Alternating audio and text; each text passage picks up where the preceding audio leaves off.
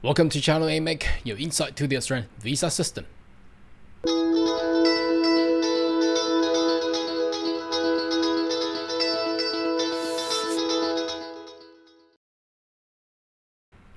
Good day everyone, my name is Carl Young, your online YouTube visa consultant. Are you interested about migrate to Australia? Why don't you consider to subscribe to my channel and turn on a little bell on the side, so once we have all the updates and news, you'll be the first one getting all the insight. Now, following on from my previous video in regards to finding a job and getting a work visa, I've received numerous inquiries in the comment section about getting into a full explanation of the ENS, so-called Employment Nomination Scheme, under the subclass 1A6 visa. Now, what it is, it's an employment sponsored visa. It's the same thing. You get to work, but this visa is a permanent residency visa.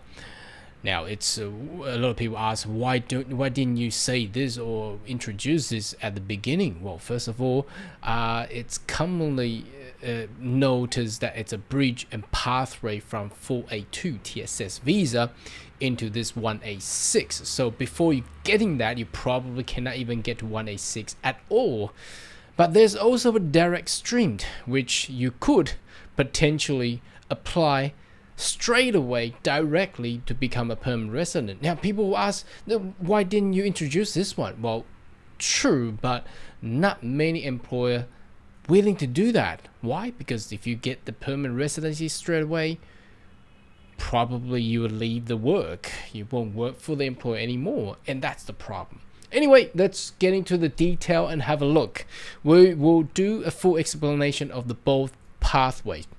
So you might want to do a Google search on ENS Employer Nomination Scheme, subclass 1A6.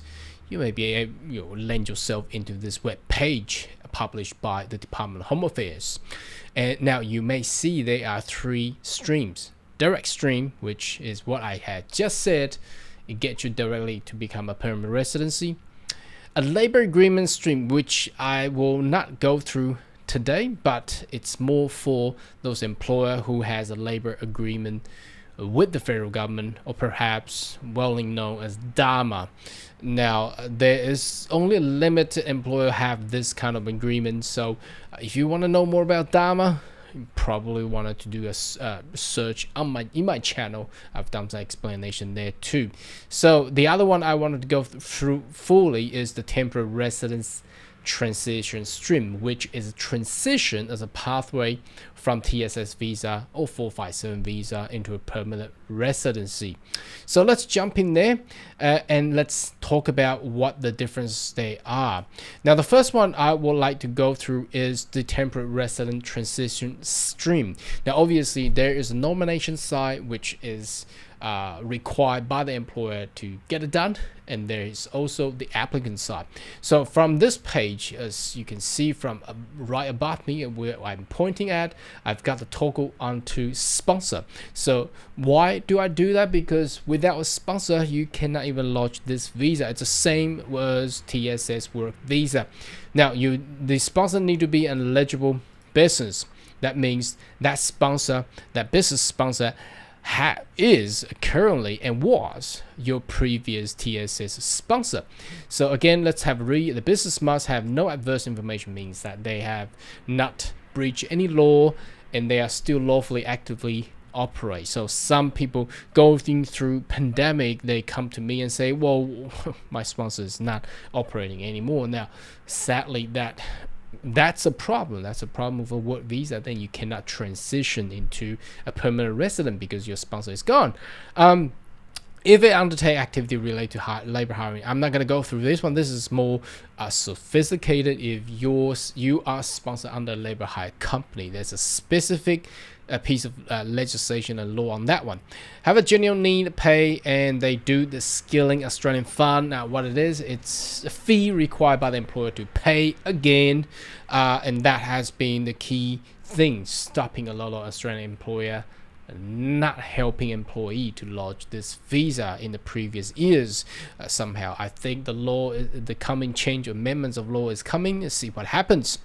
Your business must also be able to offer skill occupation for another 2 years. So, having already been working there for 3 years, sponsoring you, then you have to still to work for another 2 years. Within these 2 years, if you leave the job, there is opportunity for the employer to report you to the department, and obviously that would trigger visa cancellations. Demonstrate your ability, any license. That's for any occupation that's required for license. For example, nurses. Okay, have the skill occupation. Now, this is the same as what we have previously discussed in the TSS visa, working visa. Now, obviously, a restaurant needs a chef. Restaurant do not need an IT profession. IT firm do not need an accountant. An engineering firm do not need a cook. So that's what they're trying to say. There's a transition arrangement. I don't think many people will still be this anymore. There's a grandfathering law for the previous 457. Everybody should already be on 482 TSS visa. Pay skilling Australian fund levy. That's as what we have just set up there. That's just a fee payable by the employer, and be the applicant's current sponsor. So that's exactly what we have just said. You were sponsor for TSS visa by this employer, and the employer is happy to continue to sponsor you.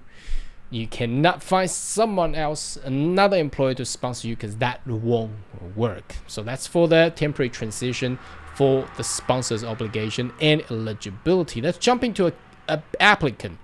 Now, applicant will be quite easy because you already been working there for the sponsor for at least 3 years, meeting the requirement. Now, there is some additional thing that's not really hard to do, but still required to be met. So have the required skill. Obviously, if you already been working for 3 years, you will have that skill. You must have the required skill qualification needed to perform the task. You might ask to get skill assessment. Well, if you already worked there for 3 years, that's very unlikely, but in some circumstances, that will still be required. And that's why I say, if you wanted to target on skill visa, general skill migration, work visa, skill assessment is mandatory. From my advice, obviously some occupation, or if you have already got your qualification in Australia, you're not required to go through that, but I'll still strongly recommend you get that done, because that's very helpful either on your employment side and also visas requirement. License and registration, for example, nurses, as what we have just said, you have relevant work experiences. So basically it's trying to say your employer has sponsored you to work full-time on the 482 visa for at least 3 years in the past 4 years. So generally someone will have continuously be working in that field. Now, a lot of people have struck them being affected by COVID. So there's an additional clause here. Let's have a read carefully. If you have been temporarily stood down, been unpaid leave and hours reduced due to the impact of COVID, related restriction and period of time will still be counted towards your work and work your employer. So that's very good, because again, the Department of Immigration has been very generous. It's a lot. They understand there are people, their employer being affected. So if you have been affected and not being paid or not work fully, the time going through will still be counted. Your employer must provide evidence that you're being temporarily stood down. So obviously that's going through all the job keeper program and things like that, and being unpaid leave and reduce your working hours. It was not terminated. As long as you're not terminated, that's all good. Now, if you have changed your sponsorship during your employment, some people do that. It's not recommended, but sometimes life is life. You still need to go on. If the business ownership of the sponsor had changed for the last 3 years, for example, due to business sale takeover structure, you might still be able to count as your work previous business. Now, that is only for if the business was sold to another owner. If you voluntarily left the job and employment and go for some other employer that's totally different, then that 3 years will require to be recounted. Okay, so that's a different scenario there. be sponsored by the employer who sponsor you to temporary work visa. So that's again matching exactly what the previous said in the sponsor toggle and the criteria there. Eligible business, we have gone through all that. You have to be under 45.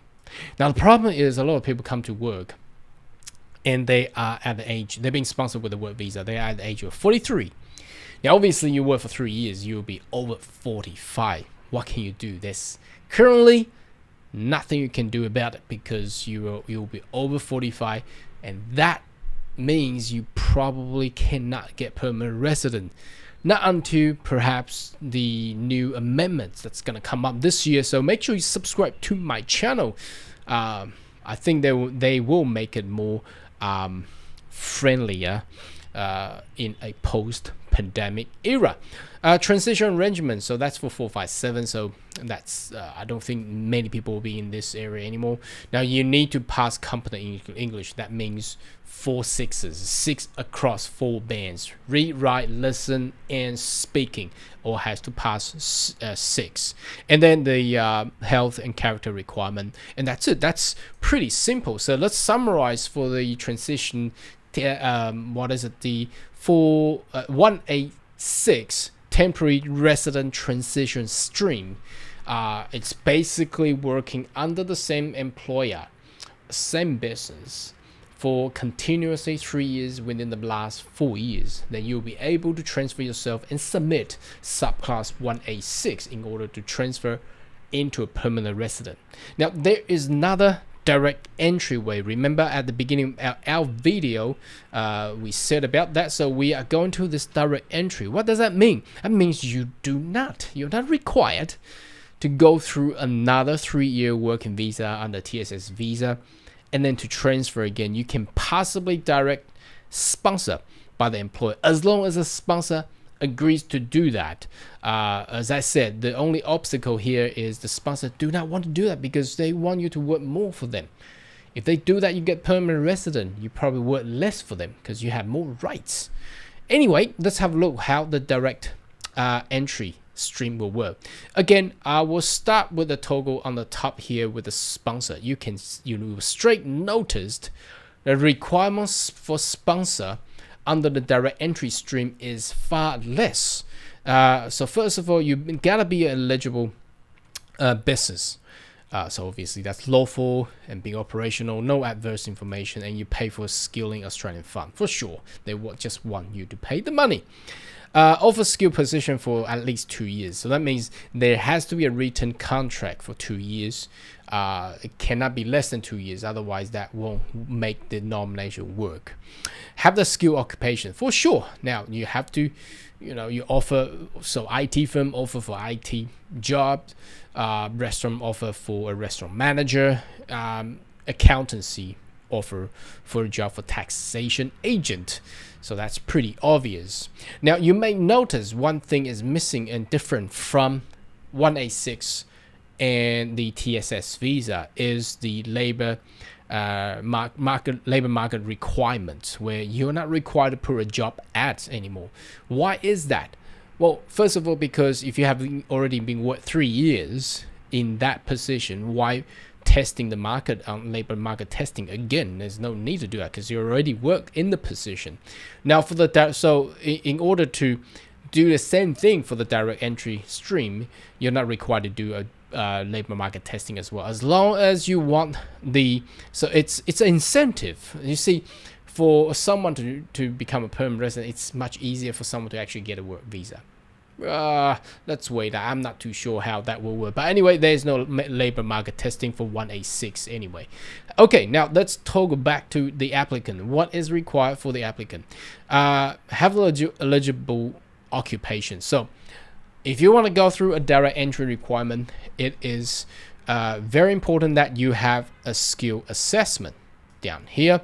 No longer can be really exempt out unless you are Kiwi, you're a New Zealand citizen, but it's mandatory. You need to have a skill assessment. Again, my advice, always to have a skill assessment, whether you're gonna go through general skill migration or employment work visa. So always have a skill assessment. So eligible occupation, well, that's matches, or that will also another thing, rather, because you probably haven't been working for this employer for 3 years. You probably sponsored directly from offshore. That can be done, but you need to demonstrate from your skill assessment under the same occupation you have at least 3 years of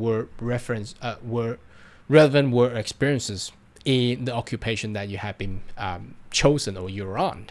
So that's another thing. So that matches to the TSS visa, where you work for the employer for 3 years and then you transfer to PR. But if you already got 3 years and you found an employer, although you haven't been working for them, they can able to actually nominate you straight away under direct entry stream to become a permanent resident. Okay, if there's any registration required, just like nurses, okay, or architect, then you need to get that done too. Okay, you need to be nominated for sure. You must apply. You must get that nominated. The employer has been actively and lawfully operating, and you must apply for the visa within 6 months after the nomination being approved. So generally, it's all lodged all together. Be of this age. Again, it's sadly still be under 45. So if you're over that age, you cannot do that too. And there's nothing really else down here. And the only thing is you're gonna get English as well. So English, a competent level of English, that's IELTS 6 across 4 bands. Okay, so let's summarize this altogether. Obviously today this video had gone through 2 streams of under subclass 186, the employment nomination scheme visa. Now the first one we gone through is the temporary residency transition stream, which allows one has been already been sponsored and work for the employer for 3 years to transition into a permanent resident. The other one is if you have the equipped work experiences and skill assessment and IELTS 6 across 4 band and under the age of 45, and if the employer is happy to give you the PR straight away, then that is the direct entry stream. Anyhow, should you have more question and query, more than welcome to leave a comment right down below, and I'll see you next video. Goodbye.